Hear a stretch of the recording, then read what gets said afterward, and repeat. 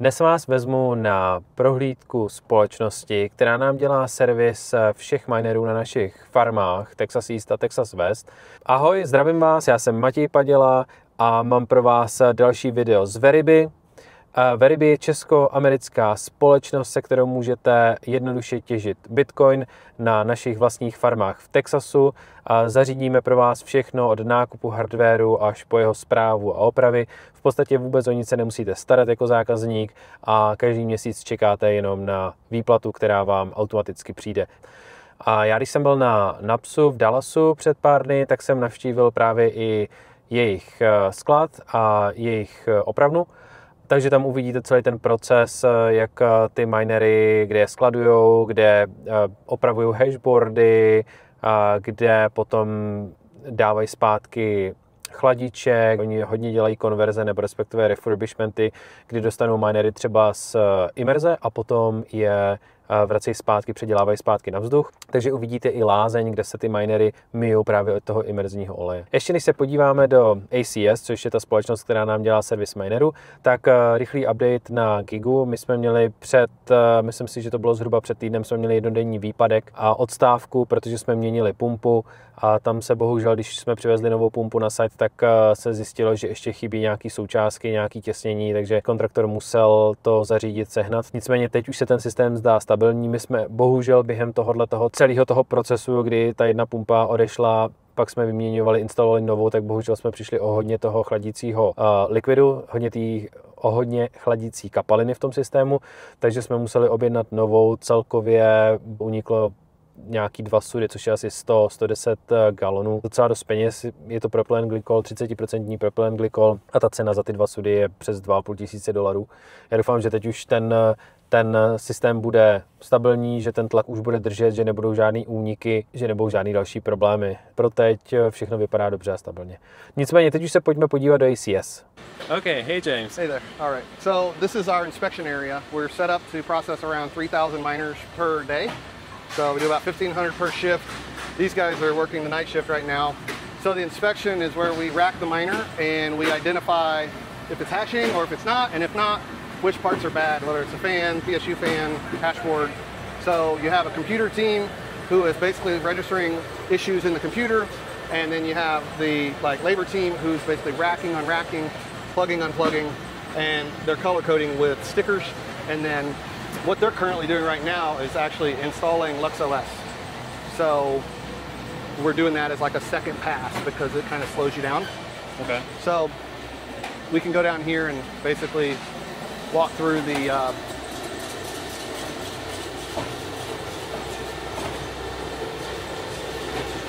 those guys are doing, like I said, a couple truckloads a day of inspection work. And so if it passes inspection, we'll just put it on the pallet wrapper and then we'll wrap it back up and it'll be, ready to go outbound for the customer. If it doesn't, it goes through our triage area. Down here is where we do all of our receiving. So these are outbound docks right here. All this stuff is scheduled for outbound. You can see basically if you scan these QR codes, it'll tell you every miner serial that's on that pallet, who it belongs to and all that jazz. So each of these lanes is a truckload. So you'll see you've got basically the shipment information, so client, inbound, expected pallets, actual pallets, and then this is the important bit, it's the DOA deadline. So this is how many days we have in order to get these on that rack down there and give the report to the seller to say, here's what's working, here's what's not working.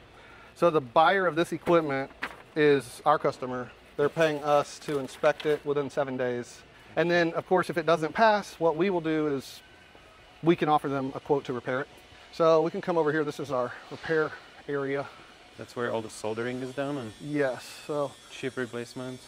This is where we do chip replacements, do all of our diagnostics over here. So these computers are all set up for our diag. Those computers over there with the microscopes are set up for our actual repair. So you can see they use the foot pedals at the bottom. They have the multimeter. Here they have the toggle for the power. And so in the first 72 hours when the load comes in, you'll see they have the overhead camera. So every board will get a picture taken. Then that's followed with a hashboard test, which is going to tell us how many ASICs there are and how many temperature sensors there are on the board. And then you have the multimeter test, which checks all the LDOs on the board, all the domain balances and the boost circuit. And then there's one final test, which is based on inputs of other tests. And it gets you to a final diagnosis. So in 72 hours, we can generate a report. These technicians can do that full process, about 10 boards per hour on the diag side. And then on the repair side, it varies by repair type, but for example, something like temperature sensors, we break that down into multiple steps. So there'll be a removal, a surface prep, and an install. You look at something like 30 to 50 repairs per technician per day. So these are 2 repair stations. This is a repair station, and then these 4 are also repair stations right here. So the group that does the diag is the same group that is doing the repair, but we just separate the processes. So it's easier to manage on a units per man hour basis. And it's, treat it more of a commodity so that you don't have to actually know how to do the full diagnosis if you use our tools. So like the hashboard tester and the multimeter, those are tools that we developed in-house, and they communicate with our web application. So when you're taking your measurements, it's actually being saved into our system associated to that serial number. So it's not just somebody looking at the multimeter and figuring it out. There's actual data. So what are those machines behind? Are those? These machines in the back are going to be our 3D printers. Oh, that's for the bit access? Or? So yes, we use them for producing the bit-ax cases, the bit-ax shrouds, and then we also produce some jigs for holding the hashboards and the heat sinks for the thermal paste robots. So we have some automated dispensers over there that put thermal paste on the ASIC chips, and the boards have to be in a nice fitting jig, otherwise they it doesn't sit perfectly. This is our pick. So this is where we actually make the bit-ax touches. We haven't gotten it set back up since we moved in here, but basically there's pick and place, reflow. There's 2 pick and place machines there, and then we do touch up. We're almost sold out now, and we'll probably be going back into a production run in about 2 weeks, so we'll set this back up. These are our thermal paste dispensers here. So basically, these are the systems that they use here, and they put one of those jigs on here. They pop the boards in. One person can run 4 machines, and then when they're done, they take it off, sit it here. Somebody puts the heat sinks on, drills it down. We've got 8 in total. I don't know why they have things look a little in disarray to me, but I was not here for the last day, so it's kind of hard to say. And then last but not least, we have our washing system here. So this is our 20-foot industrial conveyor washer system. You've got 3 stages. It's high pressure, followed by low pressure rinse, followed by a dryer at the end. So we use this to clean the heat sinks, to take the thermal paste off the heat sinks, and to take the thermal paste off of the hashboards. So we can basically run the hashboards through here. If the equipment has been in oil, we skip this machine altogether and we use the tank system over here instead.